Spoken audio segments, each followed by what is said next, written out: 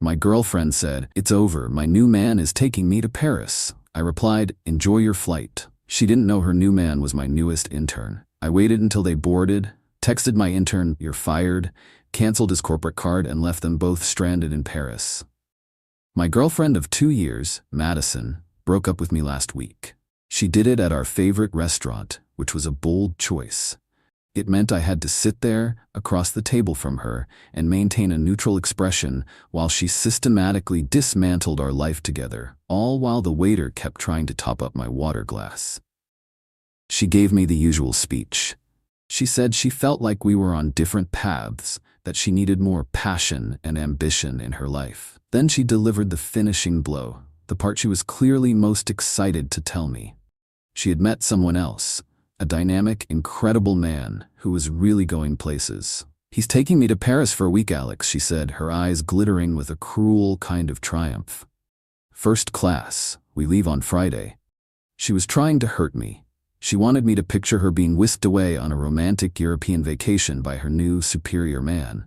She wanted me to feel small, inadequate, and left behind. I didn't feel any of those things. I felt a strange sense of calm descend over me, the kind I get when I'm about to close a major deal.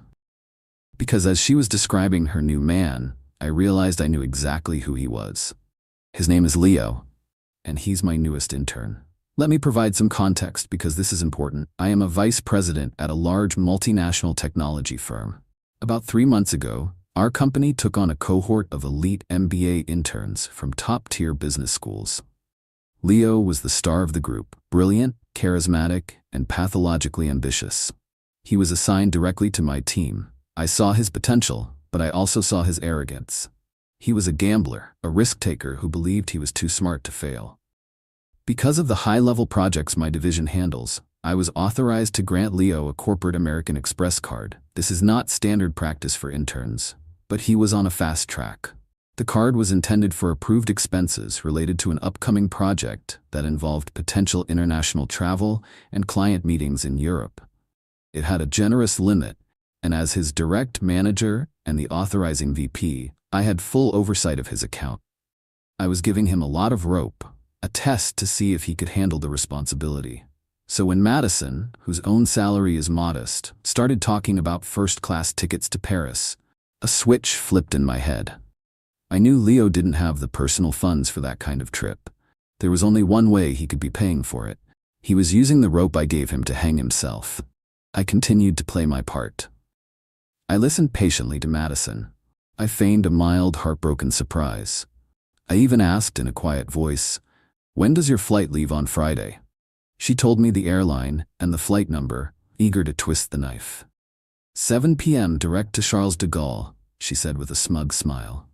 Later that evening, while she was at our apartment packing her things to move out, I was in my home office. I logged into my company's corporate expense portal. And there it was, in black and white, a real-time feed of Leo's spectacular stupidity. Charge 1. 2 first-class round-trip tickets on Air France. Cost $14,500. Charge 2. 1 week prepaid at a 5-star hotel on the Champs-Élysées. Cost $8,200. Charge 3.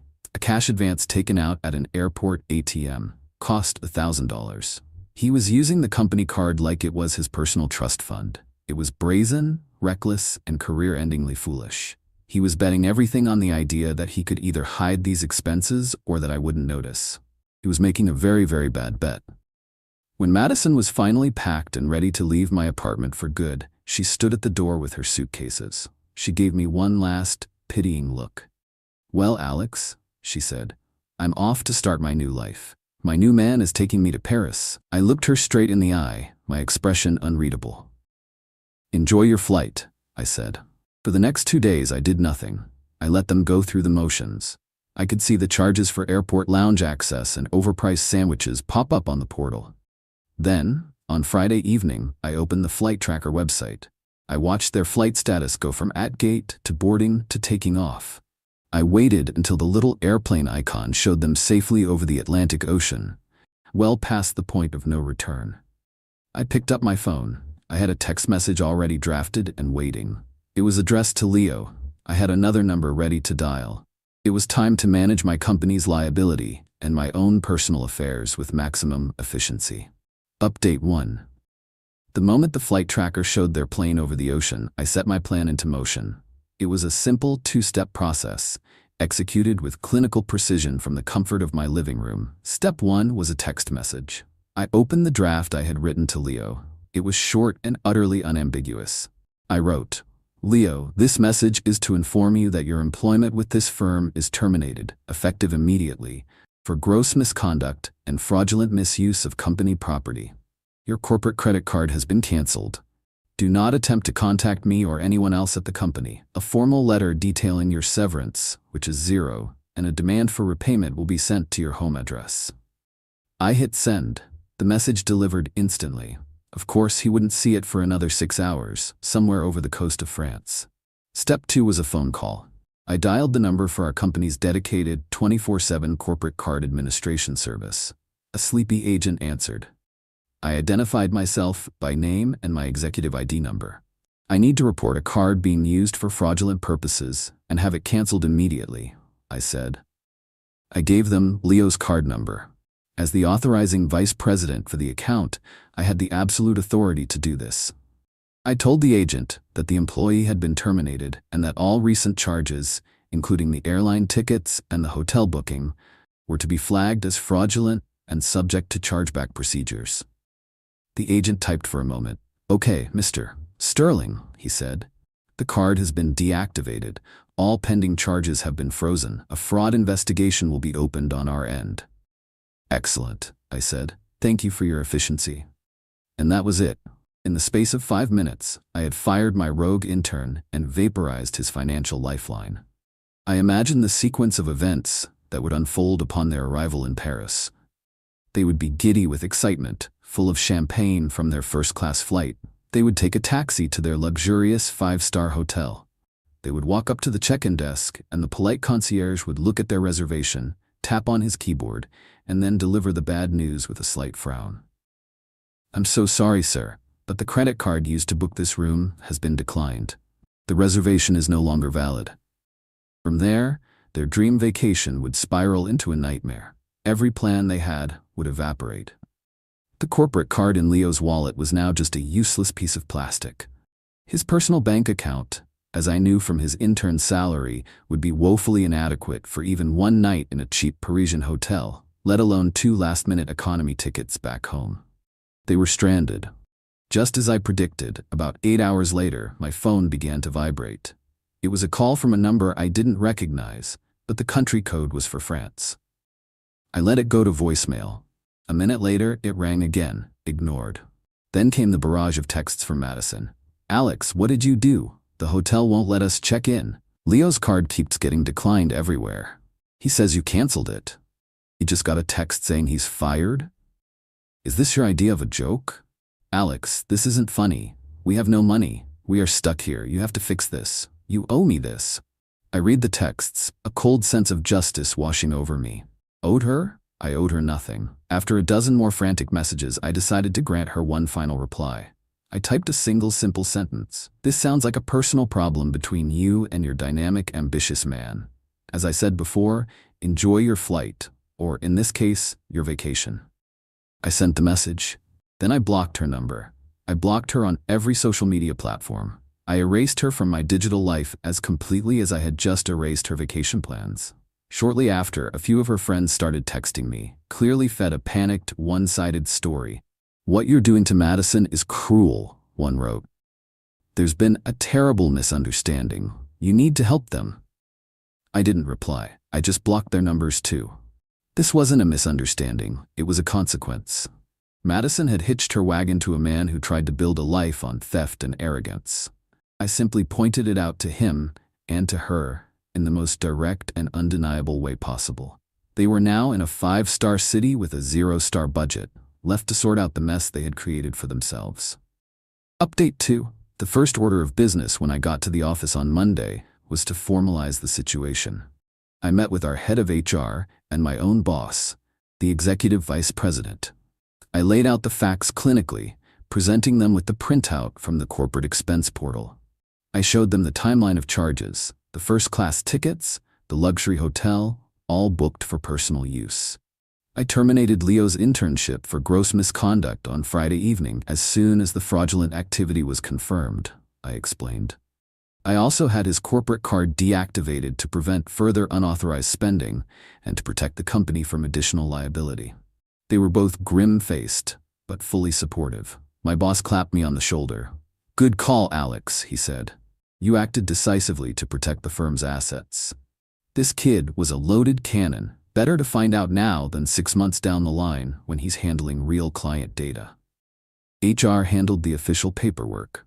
Leo was formally blacklisted from any future employment with our company or any of its subsidiaries. My swift action was noted in my file not as a personal vendetta, but as a demonstration of strong executive oversight. Professionally, I had come out of this looking even better. Of course, I was intensely curious about how Madison and Leo managed to escape their Parisian prison. The answer came about a week later, via a colleague who had a friend who was friends with one of Madison's friends. The grapevine is a powerful tool.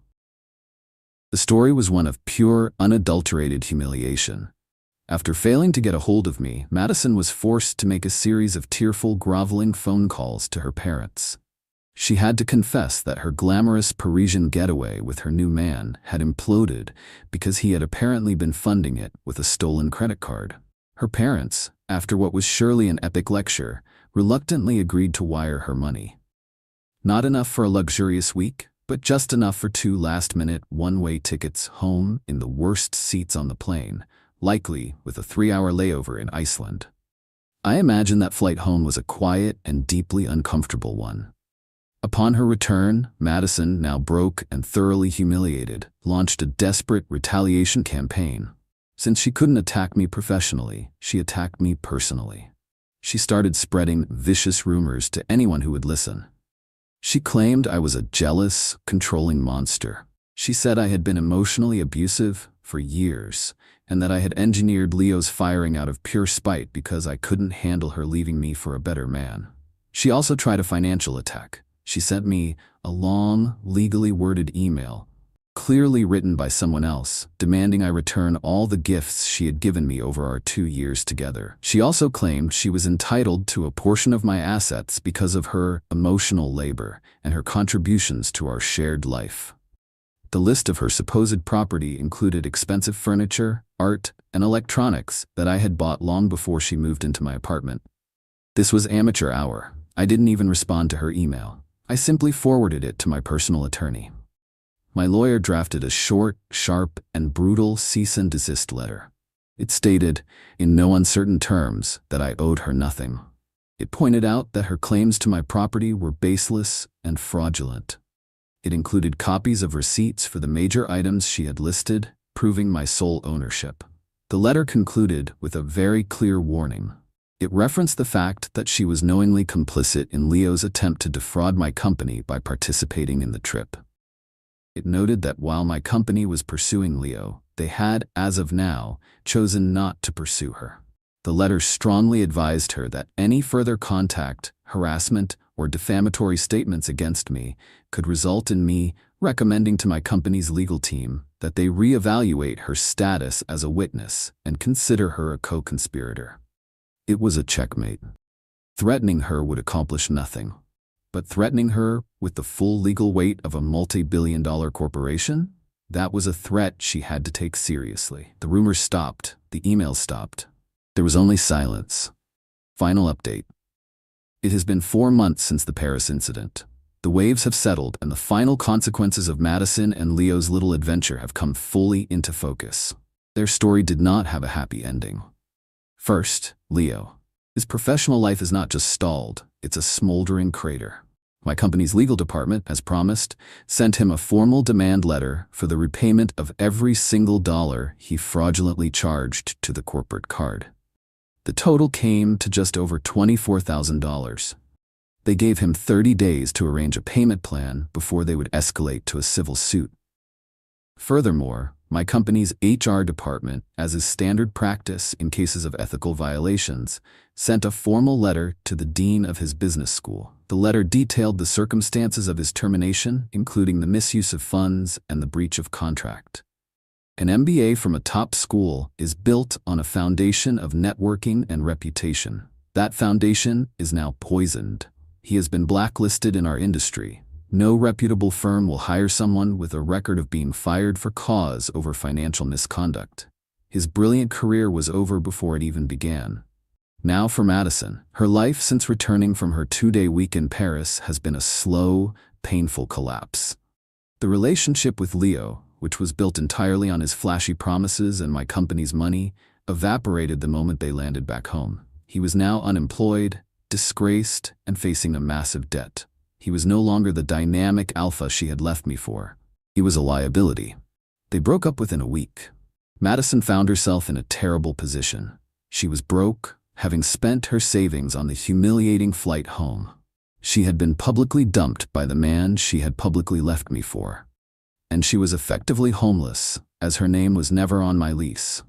The last I heard from that same reliable grapevine, she was forced to move back in with her parents. She is in her late 20s, living in her childhood bedroom, her grand Parisian dream having turned into a nightmare of suburban failure. I received one final email from her about a month ago, sent from a new address. It was a pathetic, rambling message. It alternated between blaming me for ruining her life and vaguely apologizing for how things ended. It was the classic, self-pitying monologue of a person who still refuses to take responsibility for her own choices. I read it, felt absolutely nothing, and then deleted it and blocked the address. As for me, life is good. My position at the company is stronger than ever. I am respected for being a leader who is both decisive and protective of the company's interests. My apartment is peaceful. I've been focusing on my work, hitting the gym, and reconnecting with friends who I had neglected while I was with Madison. I don't consider what I did to be revenge, not in the emotional sense. I saw it as a risk management problem. I had an employee who was a liability and a partner who was complicit in his recklessness. I took the most efficient and logical steps to neutralize the threat to my company and to my own life. The fact that their personal lives imploded as a result was simply a predictable consequence of their own terrible decisions. They gambled, using my company's money and my trust as their stake. And they lost, spectacularly.